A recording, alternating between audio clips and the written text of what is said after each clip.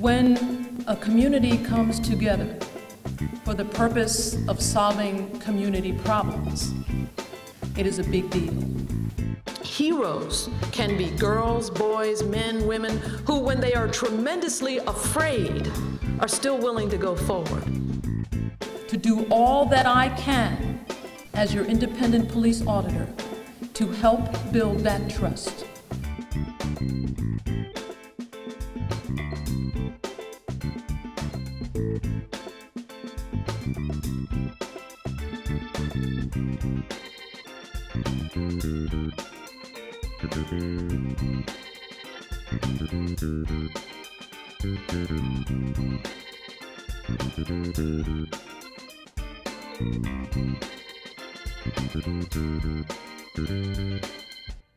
Welcome to the IPA Roadshow. I am Ladaris Cordell, the Independent Police Auditor for the City of San Jose. And today I'm delighted to be at the Mexican Consulate here in San Jose. And my wonderful guest is the Consul General, David Figueroa. David, thank you so much for talking to us today. And my first question to you is, what is the consulate? Why is it here? Well, first of all, thank you so much for giving us this opportunity to participate in this program. The Mexican Consulate represents here the federal government of Mexico, here in this jurisdiction. We attend 4 jurisdictions, or 4 counties, Santa Clara, San Benito, Santa Cruz, and Monterrey. And we provide consular services, passports, matricula consular, certificates of birth certificates for the Mexicans, and we provide protection services to our nationals who live here in this area or live temporarily in these 4 counties. So it's very important, the work of the Mexican Consulate here in San Jose. All of the days we have many things to do to protect and provide services to our nationals, our Mexicans. So how many people on a typical day will come here to the consulate seeking help or advice? Well, between 200 and 250 people comes daily here to this office, these facilities, and around 100 people in the Salinas office, which service only in Wednesdays in Salinas. So it's a very important movement in this office. So I understand that this place is a new place, that this is a new location for the consulate. Where were you before and why the change? Well, that's a very important question because we are very happy here because we have new facilities and these new facilities give us the opportunity to do more things and to have more good services to our connationals. This is far bigger than the place you had before, right? Yeah, we moved here since January of this year. Before, we have in 2 buildings. So we have in the past we have 2 buildings in the 1st Street, other in the 4th Street, and that's very difficult to consolidate and to synchronize those offices. So right now we have only 1 office, and much larger, and much larger and very good facilities, and that's improve our services. This is wonderful. You know, before we talk more about what goes on here at the consulate and how it relates to what goes on in the community, specifically with the police, I want to ask a little bit more about you. I find you to be a fascinating person, and first I must compliment you. Your English is beautiful, and I speak Spanish, but very limited fashion, and I need to do better. But I just want to compliment you for your grasp of the English language. I think it's just wonderful. So that being said, will you talk to me a bit about who you are? I'm very curious about where you grew up and eventually how you came to be in this line of work. Well, thank you for your expression, but my English is not so good, so thank you so much for that. But I born in Sonora, Mexico. It's a northern state of Mexico. It's border to Arizona, and I raised in this state, and well, I have. Four sisters. My father and my mother is still alive, so I am very happy for. And still in Mexico, or right here? now they are in Mexico, and my father, he was bracero here in San Jose. He works in the field, very hard to send money to our family in Mexico, and they give us the opportunity to my sisters and my brothers to have the opportunity to have education and values. And I was a former mayor, or I am a former mayor from Agua Prieta, Sonora. It's a city in the border to Douglas, Arizona. It's a very fascinating place. It's medium city. It's not a big city, but it's right. So you decided to go into politics at yes. some point, right? Yeah, at some points I decided to work in politics, and because when I was a young or a child, in my mind all of the time was, what can I do to improve some service or to help my people or my. Right. So you're interested in public service in public kind of giving service, back. yes. And after that, when I was a mayor, after that, I have the opportunity to work with our Sonora state in the federal Congress. So that would be in Mexico City? Mexico City, yes. I was a federal congressman. And after that, well, the President Calderon gave me the opportunity to represent Mexico here in this fascinated area in this San Jose. And how long have you been here as the Consul General? I have been here since August 2008, so 3 years. I have 3 years here. So there's one part of your life that you didn't talk about, and it may be hard for you to talk about, but I think it's so important because it talks about who you are and about your courage. So could you talk a bit about the time when your life was threatened, and more than once, actually?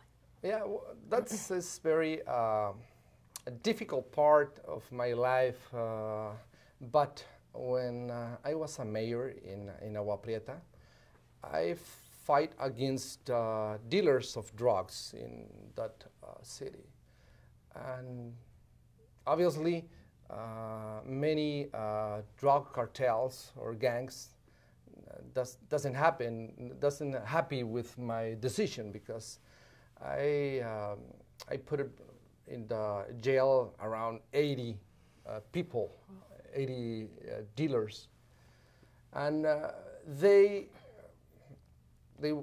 attempt against my life, and 2 times. So 2 assassination attempts. 2 assassination attempts. I mean, actually shooting at you and. Yeah, the first one, they shooted me 27 bullets, but they impact only 4 in my body. You were 4 of the 27 bullets in my body, yeah. But I am a lucky man, and thanks to God, I am alive. And the second one person, I am living in the hotel, and one person came and said, "Diputado," is a congressman, and take his gun and shoot me in very nearly to my head. So the bullet did not hit you, or no, did it? Did not. The second didn't hit me.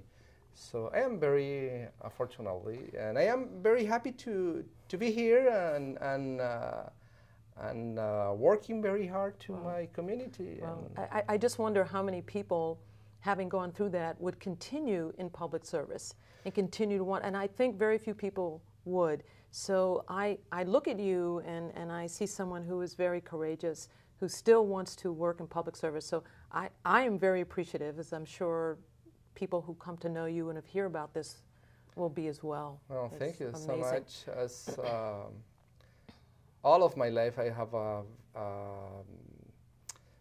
courage to make improvements or make sometimes hard decisions, but in my blood, I have the public service. And I think it's wonderful. I think it's just wonderful. So I started my job as the independent police auditor in May 2010, and I met you shortly thereafter. And I met you when you came to my office, and we had a conversation. I think that was in the summer of 2010. So talk about why you wanted to come talk to me, and then what happened. Well, first of all, I am happy to know you, to have the opportunity to meet with you, and have the opportunity to express you what's the concerns about Mexican community here in San Jose, about some misconduct of the police of San Jose. So you were hearing things from people who came here to the consulate? Absolutely. And what kinds of things were you hearing? Well, most of these complaints are why the police department of San Jose use extreme force with the Mexican community. The reason is the origin, or what's the reason? And sometimes the barrier of the language, or the... I mean the barriers sometimes, that maybe there was poor communication maybe? Yeah, and that... And I am taking this complaints and the protection department of Pedro. He told me, Consul General, we have many complaints, or some complaints here about some misconducts of the police department. And I have the opportunity to talk with you these concerns. Right. And you mentioned Pedro, and we should explain that we're talking about Pedro Espinosa. Yeah, Pedro Espinosa. He's our.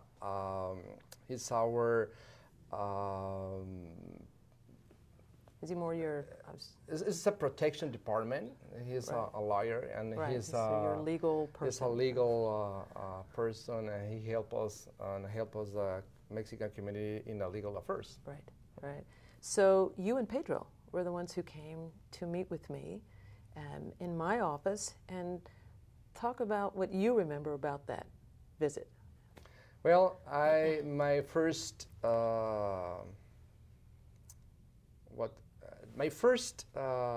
impression was, oh, the Doris Cordell, she has an open mind, so we could work together to protect our community, or to prevent the misconduct of the police department. So I remember when we talk about MOU, and you have the very good reception and say, oh, that sounds interesting. We can do that. All right. So when you were talking with me, I just remember sitting there saying, you were saying to me there were people here who come to your consulate who did not know about our office, or if they did know, there's just a fear about coming forward to bring their complaints about the police. So I remember you and we were talking, and the idea came out of this conversation that why don't we, that is the IPA office, why don't we come to you? And so we came up with this idea that perhaps someone from my staff could come to the consulate and be here once a month to talk to people about our office, why we exist, and to try to assure people that they don't have to be afraid to speak up. So you mentioned this MOU, Memorandum of Understanding. This was interesting for me because you said to me, let's write up an agreement, an MOU.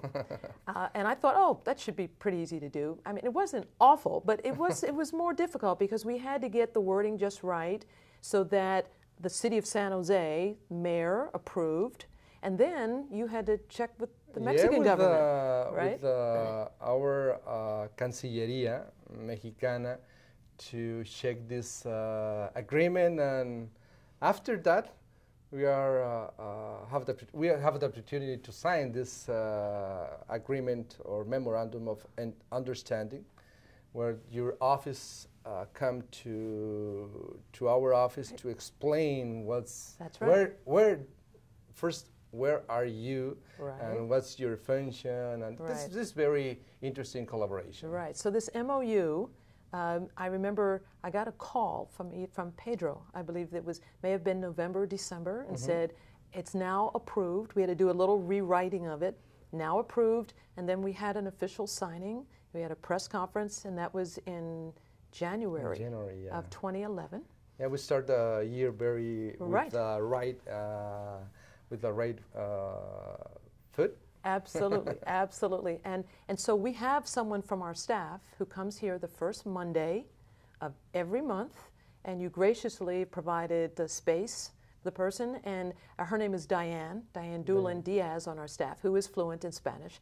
And then she comes and she talks to people who come here to the consulate. Yeah, this is very, it's a very good service, and I am very happy to do this information and to do this work together. Yeah, I love the partnership. I think it's wonderful, and it's the first time. This has never been done Absolutely. before, and Absolutely. It's just a very good thing. So, with respect to the police, so the city of San Jose, and my job as the independent police auditor, I interact with the police chief, the assistant police chief, and with other people in the police department. What are you finding that there's any change? Have you heard from the people who come here that maybe they're more aware now of how to bring a complaint?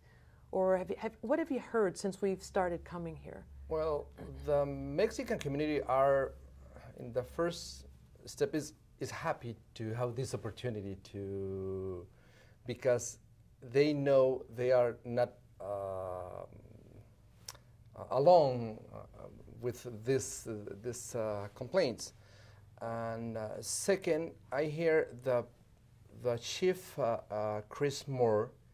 He's a very kind people, and he's very professional. It's the new police chief. It's a new police chief, and he's making and he's working closely with our community, and that's gain the confidence of the community, and I think I am happy with that, because we have a good chief of police, and I have a good police auditor, so we have and a both. good consul general. Oh well, right.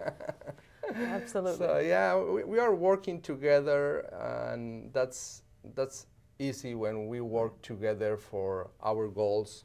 That's very important. But I must state and tell you that it takes leadership to change anything.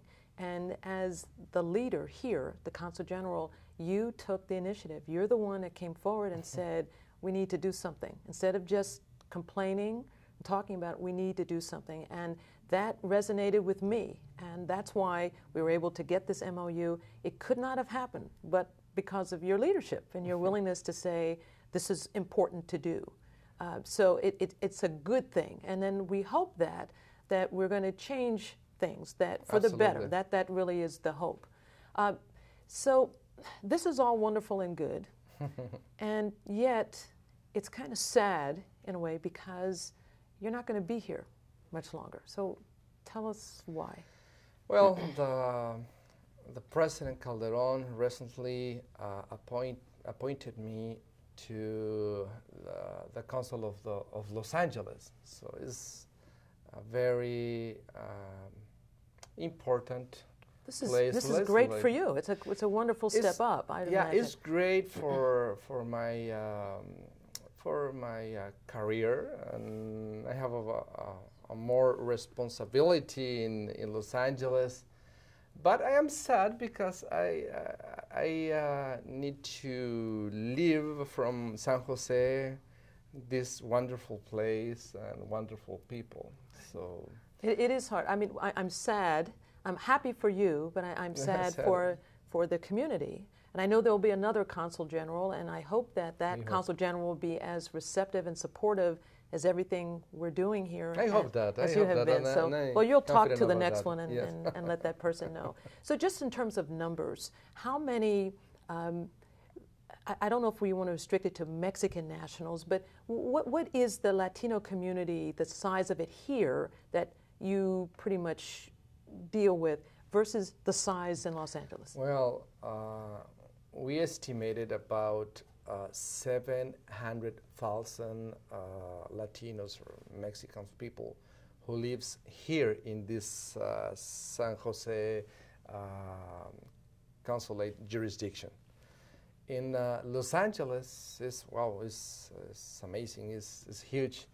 Only in the city of Los Angeles live around 1.2 millions of Latinos. Just the city? Just the city. But your jurisdiction goes beyond the city? And the county of the Los Angeles lives around 3.2 millions. That's all part of your jurisdiction? No, it's not part. It's my particular jurisdiction. But my general jurisdiction is 15 counties where live around 6.6 million. So it's amazing. It's a very. Oh my goodness. So the size of your staff here, how many? Well, we are here in San Jose. 26 right now. And your staff in Los Angeles will be 110. Wow, amazing. Yes, amazing. Right. Yeah. One area we didn't cover, and it's an important part of your life, and that's your family. So do you have family? And absolutely. I am happily married with Clarissa Gonzalez, a wonderful woman, and we have 3 children, all boys, David, Obed, and Max. And they are not too happy to move from here because they have friends and girlfriends here, so this is difficult. It's hard. It's hard for them, but it's our work, and I am sad because I need to leave San Jose, but I am happy to have the opportunity to do many things in Los Angeles for our community. Yeah. Well, before we close, do you have any advice for the next Consul General who will come here to San Jose, at least with respect to the working with the community and with the San Jose police? Well, the best way to do goals is to diplomacy. If he work close with local authorities and work close with the community, I think the key word to do this work is make confidence. And make confidence in the community, make confidence in the authority, and you will a strong leadership. Well, this is good. And I hope you will advise the next Consul General to be nice to me. Oh, sure. Great. Sure. Great. Appreciate that. Sure. Well, so I must tell you, Consul General Figueroa, it is an honor to know you and to have been able to work with you. And I'm so appreciative of your giving some of your time to be on the IPA Roadshow and to let people know how important it is, the work that is done here at the consulate. So thank you so much. My pleasure. And I wish you the best as you head on to your next adventure. Thank you. My pleasure.